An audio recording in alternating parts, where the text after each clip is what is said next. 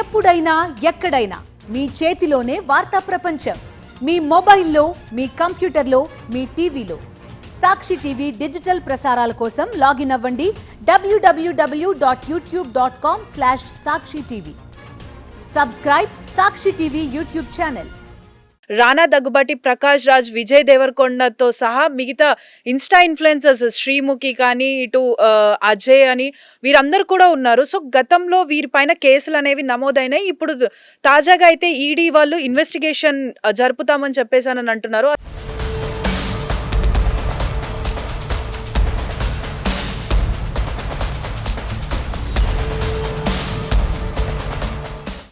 ఈ ఈ ED case నమోదు చేసి 29 మంది సెలబ్రిటీలకి సమన్లు జారీ చేసినట్టు మనకున్న సమాచారం. ఈ ఈడీ ఎప్పుడు ఏదైతే మనీ లాండరింగ్ అంటే హవాలా ద్వారా డబ్బులు వచ్చినాయా, వీళ్ళ ఎలా తీసుకున్నారు,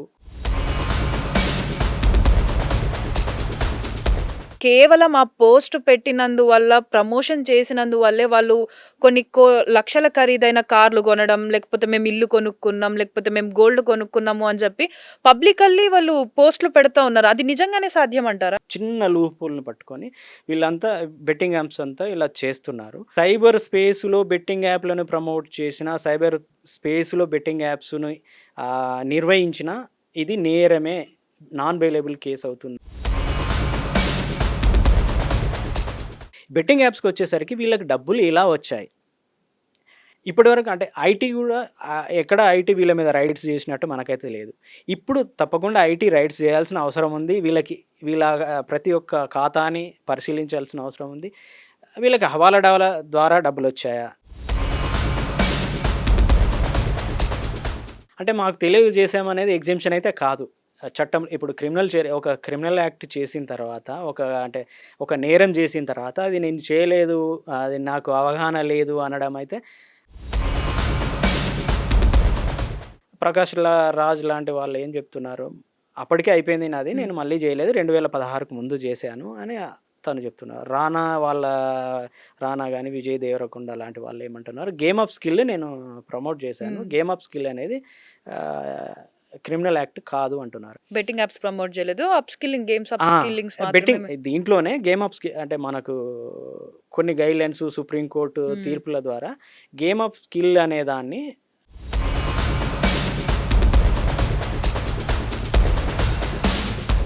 ఈ బెట్టింగ్ యాప్స్ ఎంత దారుణంగా ఉందంటే దాదాపు 85 లక్షల కోట్ల మార్కెట్ ఉన్నట్టు అంచనా ఉంది. అంటే దాదాపు భారత ప్రభుత్వం యొక్క బడ్జెట్ కంటే ఎక్కువ. తెలంగాణ బడ్జెట్కు ఒక 100 రెట్లు, కాళేశ్వరం లాంటి ప్రాజెక్టులు ఒక 100 ప్రాజెక్టులు కట్టుకోవచ్చు.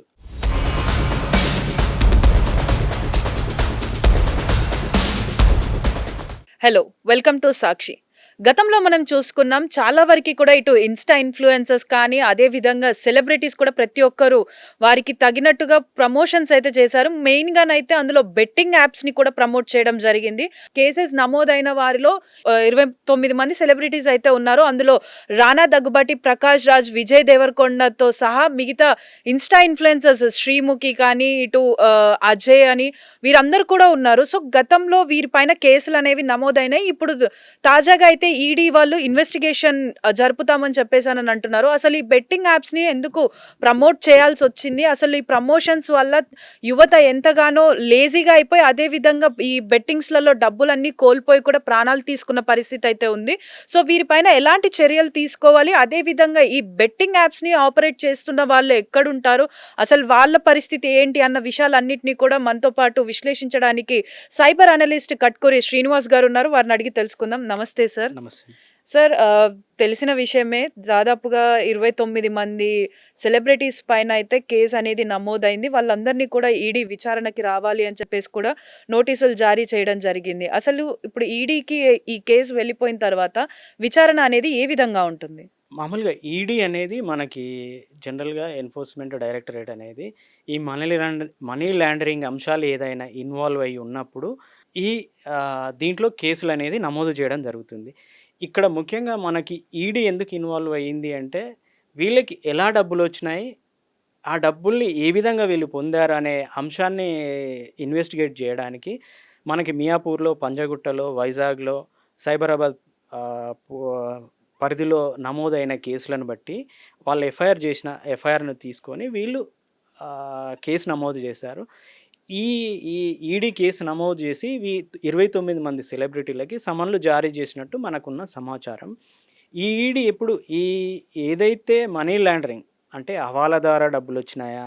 వీళ్ళు వీళ్ళ ఎలా తీసుకున్నారు? వీళ్ళ సోర్స్ ఏంటి అనేది ఇన్వెస్టిగేట్ చేయడానికి మిస్‌అప్రాప్రియేషన్ ఏదన్నా ఉంటే ఈ ఆస్తులన్నీ అటాచ్ అయితే చేస్తారు. ఈ ఇన్వెస్టిగేషన్‌లో ఇంకా మిగతా ఇన్వెస్టిగేషన్‌కి, ఈ ఈడీ ఇన్వెస్టిగేషన్‌కి, ఈ ఇన్వెస్టిగేషన్‌లో జరిగే వీటికి డిఫరెన్స్ ఉంటుంది. దీంట్లో మనకి మామూలు ఏ కేసైనా, ఎన్ఐఏ కేసైనా, సీబీఐ లాంటి కేసులైనా, మామూలు రెగ్యులర్ క్రిమినల్ కేసులైనా ఎఫ్ఐఆర్ అంటాం. దీంట్లో ఈడీలో ఈసీఐఆర్ అంటారు. ఈసీఐఆర్ నథింగ్ బట్ ఎఫ్ఐఆర్‌గా పరిగణించొచ్చు. ఈక్వల్ అంటే ఎఫ్ఐఆర్‌గా పరిగణించొచ్చు గానీ ఎఫ్ఐఆర్ లాంటి సమాచారమే. కానీ ఎఫ్ఐఆర్ ఏమైతది పబ్లిక్ డాక్యుమెంట్ అవుతుంది. ఈసీఐఆర్ మాత్రం పబ్లిక్ డాక్యుమెంట్ కాదు. ఈడీకి ఇలాంటిని అరెస్ట్ చేయడము, సెర్చ్ చేయడము, ప్రాపర్టీస్ గురించి ఇన్ఫర్మేషన్ తీసుకోవడం అనేది వాళ్ళకి అసాధ్యమైన విషయం అయితే అసలు ఉండదు. దాదాపు ప్రతి ఇన్ఫర్మేషన్ గ్యాదర్ చేసుకున్న తర్వాతే వాళ్ళు ఈ క్రిమినల్ కేసు అయితే నమోదు చేస్తారు. సో కాసేపు సెలబ్రిటీస్ పక్కన పెట్టేద్దాం సార్. జనరల్‌గా ఇప్పుడు ఇన్‌ఫ్లుయెన్సర్స్ అంటే నార్మల్‌గా వాళ్ళు ఏంటి, కామన్ పీపుల్ మనలాగే కామన్ పీపుల్ నుంచి వచ్చిన వాళ్ళు ఇంట్రెస్ట్‌తో ఇన్‌స్టాలో రీల్స్ చేయడం, పోస్ట్ పెట్టడం, పబ్లిక్‌కి నచ్చి ఫాలోవర్స్ రావడం ఇదంతా జరుగుతుంది. సో వాళ్ళు ఇప్పుడు కేవలం ఆ పోస్ట్ పెట్టినందువల్ల, ప్రమోషన్ చేసినందువల్లే వాళ్ళు కొన్ని లక్షల ఖరీదైన కార్లు కొనడం, లేకపోతే మేము ఇల్లు కొనుక్కున్నాం, లేకపోతే మేము గోల్డ్ కొనుక్కున్నాము అని చెప్పి పబ్లికల్లీ వాళ్ళు పోస్టులు పెడతా ఉన్నారు. అది నిజంగానే సాధ్యమంటారా? సాధ్యమంటే వీళ్ళు బెట్టింగ్ యాప్స్ లాంటి వాళ్ళు రెగ్యులేషన్ అనేది చిన్న లీగల్ సిస్టంలో ఉన్న చిన్న లూప్‌హోల్‌ని పట్టుకొని వీళ్ళంతా బెట్టింగ్ యాప్స్ అంతా ఇలా చేస్తున్నారు. మనకి 2017కి ముందు ఈ బెట్టింగ్ యాప్స్ పైన పెద్దగా అంటే గ్యాంబ్లింగ్ యాక్ట్ అనేది ఒకటే ఉండే. దాంట్లో కూడా చట్టాలు, దాంట్లో ఆ నిబంధనలు అనేటివి ప్రాపర్‌గా లేకుండే. 2017 తర్వాత తెలంగాణ ప్రభుత్వం ఏర్పడిన తర్వాత తెలంగాణలో వచ్చేసి అమెండ్మెంట్ చేసి సైబర్ స్పేస్‌లో బెట్టింగ్ యాప్‌లను ప్రమోట్ చేసిన, సైబర్ స్పేస్‌లో బెట్టింగ్ యాప్స్‌ని నిర్వహించిన ఇది నేరమే, నాన్ బెయిలబుల్ కేస్ అవుతుందనేది దాంట్లో ఇంక్లూడ్ చేశారు. ఆంధ్రప్రదేశ్‌లో 2020లో దాంట్లో కూడా సైబర్ స్పేస్ అనేది యాడ్ చేసి వీళ్ళు చేశారు. ఈ ఇన్‌ఫ్లుయెన్సర్స్ ఎలా అంటే వీళ్ళకి ఫస్ట్ మనకి ఏంటంటే 2,00,000 కంటే పైబడిన ఏ ట్రాన్సాక్షన్ కూడా క్యాష్‌లో తీసుకోవద్దు. ఇది ఐటీ యాక్ట్ చెప్తున్న నిబంధన. 2,00,000 దాటితే ఆన్‌లైన్ ట్రాన్సాక్షన్ చేసుకోవాలి. ఆన్‌లైన్ ట్రాన్సాక్షన్ చేసుకోవడం వల్ల మనకు ఒక బ్యాంక్ సిస్టమ్ ఉంటుంది. దాని మీద ఆర్‌బీఐ మానిటరింగ్ ఉంటుంది. ఏదన్నా ఇల్లీగల్ లేదా ఎక్కువ అమౌంట్ మన అకౌంట్‌లో రావడం వల్ల ఇన్‌కమ్ ట్యాక్స్ రాడార్‌లోకి వస్తారు, ఆ స్కానింగ్‌లోకి వస్తారు. దీనికి సోర్స్ ఏంటి? ఎలా వచ్చింది? ట్యాక్స్ సిస్టమ్ ఎంత ట్యాక్స్ కట్టొచ్చు? ఎంత ట్యాక్స్ డిడక్ట్ అవుతుందనేది అదంతా ఆ సిస్టమ్ అంతా, ఆ మెకానిజం అంతా ఉంటుంది. బెట్టింగ్ యాప్స్‌కి వచ్చేసరికి వీళ్ళకి డబ్బులు ఎలా వచ్చాయి? ఇప్పటివరకు అంటే ఐటీ కూడా ఎక్కడ ఐటీ వీళ్ళ మీద రైడ్స్ చేసినట్టు మనకైతే లేదు. ఇప్పుడు తప్పకుండా ఐటీ రైడ్స్ చేయాల్సిన అవసరం ఉంది. వీళ్ళ ప్రతి ఒక్క ఖాతాని పరిశీలించాల్సిన అవసరం ఉంది. వీళ్ళకి హవాలా ద్వారా డబ్బులొచ్చాయా? క్రిప్టో కరెన్సీ ద్వారా డబ్బులొచ్చాయా?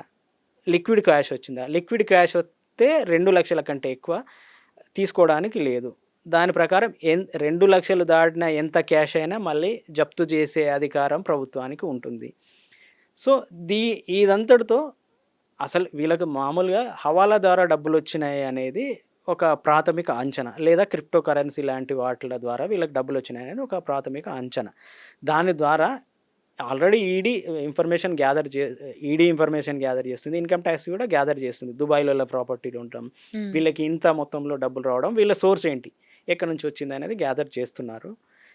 ఇవన్నీ డాట్స్ కనెక్ట్ చేస్తే వీళ్ళు మళ్ళీ క్రిమినల్ చర్యలకు పాల్పడినారని బయటపడడం, వీళ్ళ ఆస్తులు అయితే జప్తు కావడానికి ఆస్కారం అయితే తప్పకుండా ఉంటుంది. ఇల్లీగల్‌గా చేస్తే తప్పకుండా వీళ్ళ ఆస్తులు జప్తు. ఏవేవైతే మేము ఇది కొన్నాము, కార్లు కొన్నాము, బంగ్లాలు కొన్నాము, ఇన్‌ఫ్లుయెన్సర్ వలన, లేదంటే ఇలా చేశామని చెప్తున్న వాటికి ప్రాపర్ సోర్స్ కనుక వీళ్ళు చూపించలేదు అంటే అవన్నీ జప్తు చేసుకునే అధికారం అయితే ఈడీకి ఉంటుంది. కేంద్ర ప్రభుత్వానికి తప్పకుండా ఉంటుంది ఐటీ యాక్ట్‌లో. సో, అంటే కొంతమంది ఇన్‌ఫ్లుయెన్సర్స్‌తో నేను ఆ టైంలో ఏదైతే కేస్ అయినప్పుడు నేను పర్సనల్‌గా మాట్లాడడం జరిగింది. వాళ్ళేమంటున్నారు అనంటే, "మేము తెలియక ప్రమోట్ చేశాము" అని జెప్పేసి అంటున్నారు.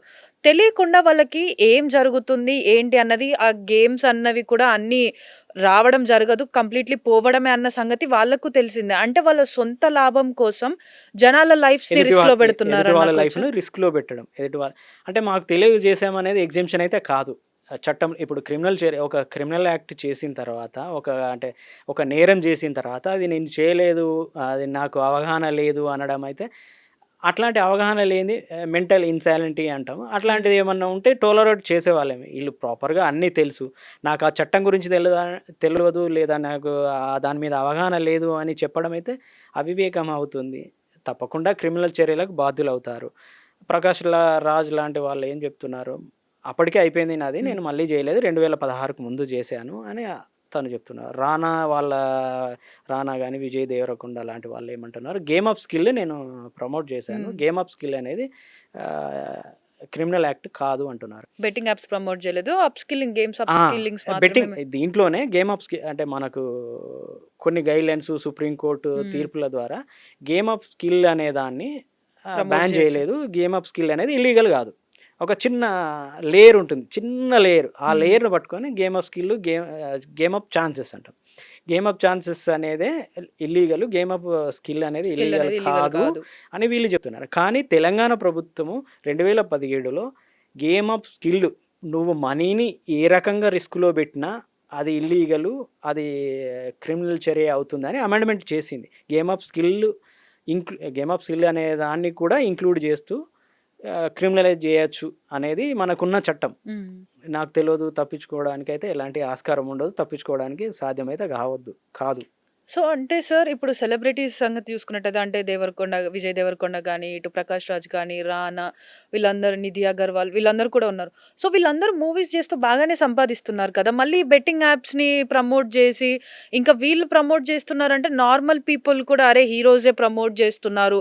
నిజమై ఆ! ఉండొచ్చేమో, ఆ మేం ఒక పెడితే ఏంటి అని వాళ్ళు అలా ఇన్‌ఫ్లూయెన్స్ అయ్యే ఛాన్సెస్ అయ్యే ఉన్నాయి. ఛాన్స్ ఆ ఉంటాయి. మాత్రం ఆహ్, ఆలోచన లేకుండా ఎందుకు ఇది ప్రమోట్ అంటే చేస్తున్నారు? దీన్ని మనం ఎథికల్ కోణంలో నైతిక బాధ్యతగా ఇప్పుడు ఒక ఇన్‌ఫ్లుయెన్సర్ ఉన్నారు. ఒక సినీ సెలబ్రిటీ ఉన్నారు అంటే తన మీద చాలా నైతిక బాధ్యత ఉంటుంది. తను చేసే ప్రతి చర్య తన ఫ్యాన్సు, ఫాలోవర్సు లేదా ఒక ప్రతి ఒక్కరి మీద వేల ఇంపాక్ట్ ఉంటది. లక్షల మంది తన యొక్క మాటల పైన ఇన్‌ఫ్లుయెన్స్ అవుతారనేది వీళ్ళకి నైతిక బాధ్యత ఉండాలి. తెలవాలి. హ్మ్. ఇది చేయడం వల్ల ఎలా కొన్ ఎఫెక్ట్ ఎలా అవుతారు? ఎఫెక్ట్ ఏంటి అవుతారు? అన్నది ఆలోచన ఉండాలి. పబ్లిక్ లైఫ్ ఎలా ఎఫెక్ట్ అవుతుందనేది వీళ్ళకైతే తెలవాల్సిన అవసరం తప్పకుండా ఉంది. ఇప్పుడైతే జాగ్రత్తగా ఉంటారని మనం అనుకోవచ్చు. ఇంతకుముందు జరిగింది. ఇప్పుడైతే జాగ్రత్తగా ఉండాల్సిన అవసరం అయితే తప్పకుండా ఉంటుంది. ఇలాంటివి ప్రమోట్ అయితే చేయొద్దు. ఎవరైనా సరే హ్మ్. ఇలాంటి ప్రమోట్ ఈ బెట్టింగ్ యాప్స్ ఎంత దారుణంగా ఉందంటే దాదాపు 85,00,000,00,00,000 మార్కెట్ ఉన్నట్టు అంచనా ఉంది. అంటే దాదాపు భారత ప్రభుత్వం యొక్క బడ్జెట్ కంటే ఎక్కువ ఇది. తెలంగాణ బడ్జెట్‌కి ఒక 100 రెట్లు. కాళేశ్వరం లాంటి ప్రాజెక్టులు ఒక 100 ప్రాజెక్టులు కట్టుకోవచ్చు. అంత పెద్ద బడ్జెట్. మాగ్నిట్యూడ్ బడ్జెట్ ఇది. అంటే అంత పెద్ద మార్కెట్. ఒక 27,000,00,00,000 టాక్స్‌లు ఎగ్గొడుతున్నట్టు అంచనా.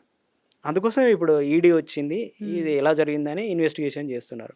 సో, అంటే సార్ వేల ఇప్పుడు మంది మనకి ఎంత చెప్తున్నారో దగ్గర దగ్గర ఒక 24,00,00,000 మంది ఇట్లాంటి బెట్టింగ్ యాప్స్‌ని ఇన్‌స్టాల్ చేసుకున్నట్టు ఒక అంచనా. వీళ్ళు రెగ్యులర్‌గా ఒక 10,00,00,000 మంది రెగ్యులర్‌గా పార్టిసిపేట్ చేస్తున్నట్టు ఒక అంచనా ఉంది. ఒక లెక్కలు ఉన్నాయి.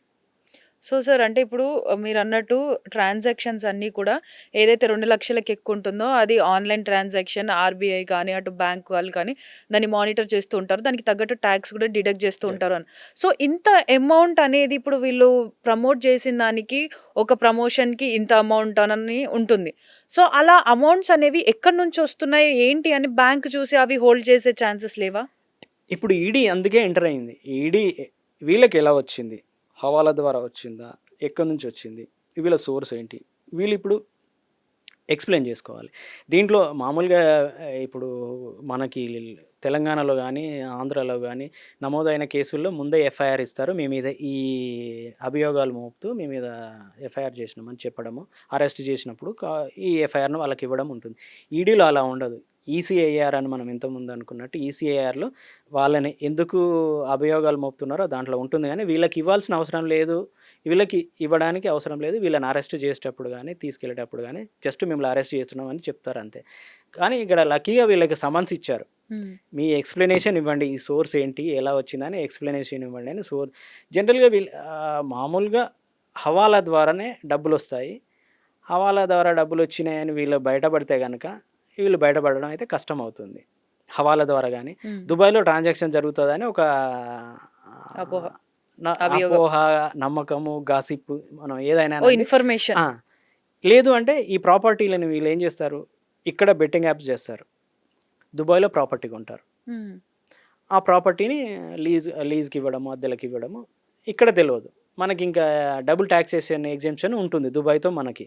సో అది కూడా ఇంకా అసలు బయటకు వచ్చే అవకాశం ఉండదు. అక్కడ దుబాయ్లో వీళ్ళు ఎలాంటి ట్రేడ్ చేస్తున్నారు, ఏం చేస్తున్నారు అని ఈ మన భారత ప్రభుత్వానికి తెలియడానికి కూడా పెద్దగా అవకాశం అయితే ఉండదు. సో అంటే ఇప్పుడు మీరు అన్నట్టు కొన్ని కోట్ల ట్రాన్సాక్షన్స్, కొన్ని కోట్ల బడ్జెట్ మార్కెట్, 85 లక్షల కోట్లు, 85 లక్షల కోట్ల బడ్జెట్ ని మెయింటైన్ చేస్తున్నారు అంటే అని డిఫరెంట్ మల్టిపుల్ వందల సంఖ్యలో బెట్టింగ్ యాప్స్ ఉంటాయి. ఇవన్నీ మనకు యూట్యూబ్లో కానీ, ఇన్స్టాలో కానీ, ఫేస్బుక్లో కానీ యాడ్స్ వస్తూ ఉంటాయి.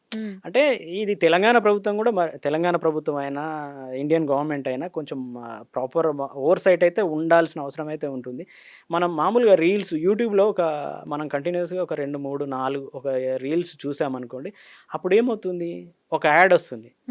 యాడ్ మళ్ళీ లింక్ ఎక్కడ ఉంటుంది, యాడ్ని కనుక మనం ప్రాపర్గా ఇన్వెస్టిగేషన్, అంటే అందరూ ఎవరు ఇన్వెస్టిగేషన్ ఓరియంటెడ్లో చూడరు, ఇన్వెస్టిగేషన్ ఓరియంటెడ్లో ఎవరైనా చూస్తే కనుక ఈ యాప్ అనేది హాంకాంగ్ నుంచి మనకి ప్రమోట్ అవుతూ ఉంటుంది, హాంకాంగ్ నుంచి ప్రమోట్ అవుతుంది. హాంకాంగ్లో ఏదో ఒక బినామీ కంపెనీ, అంటే వీడిని డాట్స్ అయితే కనెక్ట్ చేసుకోవడం పెద్ద విషయం కాదు. ఈ డాట్స్ అన్ని కనెక్ట్ చేసుకోవడము భారత ప్రభుత్వం కూడా దీని మీద గట్టి చర్యలు తీసుకోవాల్సిన అవసరం అయితే తప్పకుండా ఉంది. సో అంటే సార్ ఇప్పటికీ మనం చూస్తున్నాం కొన్ని యూట్యూబ్, మనం ఏదైనా వీడియోస్ కానీ లేకపోతే ఏదైనా న్యూస్ చూస్తున్నప్పుడు ఇప్పటికీ కొంతమంది ప్రమోషన్స్ వస్తూనే ఉన్నాయి. అయినా కూడా ఇంత జరుగుతున్న, ఇన్ని కేసులు అవుతున్నా కూడా ఎందుకు దాన్ని ఇంకా కంప్లీట్గా నిర్మూలించలేకపోతున్నారు? అంటే ఇక్కడ ఒక థిల్ లేయర్ ఉంది. ఏంటి, game of skill, chance, game of chance. Game of chance అనేది ఇల్లీగల్, గేమ్ ఆఫ్ స్కిల్ అనేది ఇల్లీగల్ కాదు, దీనికి క్రిమినల్ చర్యలకు అర్హమైంది కాదు అనేది చెప్తున్నారు. కానీ తెలంగాణ గవర్నమెంట్లో, తెలంగాణ అమెండ్ చేసిన దాంట్లో గేమ్ ఆఫ్ స్కిల్ కూడా చేశారు. గేమ్ ఆఫ్ స్కిల్ కాదు అనే ఒక చిన్న దాంతో వీళ్ళు తప్పించుకుంటున్నారు. ఆ గేమ్ ఆఫ్ స్కిల్ కాదు, రమ్మీ లాంటి ఆటలు అయితే సుప్రీంకోర్టుగా చాలా జడ్జిమెంట్స్ ఉన్నాయి, రమ్మీ గేమ్ ఆఫ్ గ్యాంబ్లింగ్ కాదు అని చెప్తుంది. ఆ రమ్మీ లాంటివి అంటే ఓపెన్గానే చెప్పేస్తున్నారు. ఇంకా ఫ్యాంటసీ స్పోర్ట్స్ అని ఉంటాయి. ఫ్యాంటసీ స్పోర్ట్స్ అంటే గేమ్ ఆఫ్ స్కిల్ కింద వస్తుంది. యాక్చువల్గా ఈ గేమ్ ఆఫ్ స్కిల్ కింద వస్తుందా, దీంట్లో గేమ్ ఆఫ్ ఛాన్సెస్ ఉన్నాయా అనేది ఎప్పుడు తెలుస్తుంది, మనం ఆ సాఫ్ట్వేర్ని తీసుకొని దాంట్లో కోడింగ్ ఎలా ఉంది, ఆల్గరిథం ఎలా ఉంది, గేమ్ ఆఫ్ ఛాన్స్ ఉందా, గేమ్ ఆఫ్ స్కిల్ ఉందా అనేది ఇన్వెస్టిగేషన్ చేస్తే అది ఎవరికి తెలుస్తుంది, ఒక ఫోరెన్సిక్ ఎక్స్పర్ట్ కానీ, ఒక సాఫ్ట్వేర్ ఇంజనీర్ కానీ, ఒక ప్రోగ్రామ్ టెస్ట్ చేసే వాళ్ళకైతే తెలుస్తుంది. ఇప్పుడు దాన్ని గేమ్ ఆఫ్ స్కిల్ అని సుప్రీంకోర్టు ప్రకటించేస్తుంది. గేమ్ ఆఫ్ స్కిల్ అని వీళ్ళు చెప్తున్నారు, వాళ్ళు ప్రకటించేస్తున్నారు. దాంట్లో హిడెన్గా ఏముంది అనేది చూడాల్సిన అవసరం ఉంది. దీని మీద భారత ప్రభుత్వము, తెలంగాణ ప్రభుత్వం, తెలంగాణ పోలీసులు, ఇప్పుడు తెలంగాణ పోలీస్ సిట్ ఏర్పాటు చేసిన వీళ్ళు కూడా, అంటే మన ఇది కనుక చూస్తే వాళ్ళు కూడా ఈ విషయంలో కొంచెం ఆలోచించి వాళ్ళ యొక్క సాఫ్ట్వేర్లు ఎలా ఉన్నాయి, అల్గారిథమ్స్ ఎలా ఉన్నాయి, ఎలా రాస్తున్నారు కోడింగ్, ఛాన్సెస్ ఉందా, బెట్ ఉందా, ఇవన్నీ అయితే పరిశీలించాల్సిన అవసరం తప్పకుండా ఉంది. సో సార్ ఒకవేళ నిజంగానే ఇదంతా కూడా హవాలా డబ్బు అని ఒకవేళ ప్రూవ్ అయితే ఈ సెలబ్రిటీస్కి ఎలాంటి శిక్ష పడే అవకాశం ఉంది? తప్పకుండా. ఎంత అమౌంట్ అయితే వీళ్ళు, మనం ఐటీ యాక్ట్లోనే క్లియర్గా ఉంటుంది, ఎంత అమౌంట్ అయితే క్యాష్లో తీసుకున్నారో, హవాలా ద్వారా తీసుకున్నారో అవన్నీ జప్తు చేస్తారు. ఈడీ జప్తు చేస్తుంది, ఇన్కమ్ ట్యాక్స్ కూడా కంప్లీట్ రికవరీ చేసేసుకుంటుంది. ఎంత అమౌంట్ వచ్చిందో అంత అమౌంట్ రికవరీ చేసుకుంది. క్రిమినల్ చర్యలు ఉంటాయి వీళ్ళ మీద. Thank you sir. Thank you for your information. So చూస్తున్నారు కదా, అంటే ఏదైతే ఇప్పటి వరకు కూడా సెలబ్రిటీస్ ప్రమోట్ చేసినటువంటి బెట్టింగ్ యాప్స్ ఉన్నాయో వాటి ద్వారా వచ్చిన డబ్బు అది నిజంగానే వీళ్ళకి ఆ యాప్స్ ద్వారా సంపాదించిందా లేకపోతే హవాలా డబ్బు నుంచి వచ్చిందా అన్నది క్లియర్గా తెలిస్తే, ఒకవేళ అది గనక హవాలా డబ్బే అని గనక క్లియర్గా కన్ఫర్మ్ అయితే వాళ్ళకు ఉన్నటువంటి ప్రాపర్టీస్ ఏదైతే ఈ అమౌంట్ ద్వారా తీసుకున్నాము అని చెప్పినటువంటి ప్రాపర్టీస్ ఉంటాయో అవన్నీ కూడా జప్తు చేయడం జరుగుతుంది. అలాగే వీరిపైన క్రిమినల్ కేసెస్ అనేవి ఫైల్ అయ్యి దానికి తగ్గట్టుగా చర్యలు కూడా తీసుకోవడం జరుగుతుందని చెప్పేసి చెప్తున్నారు.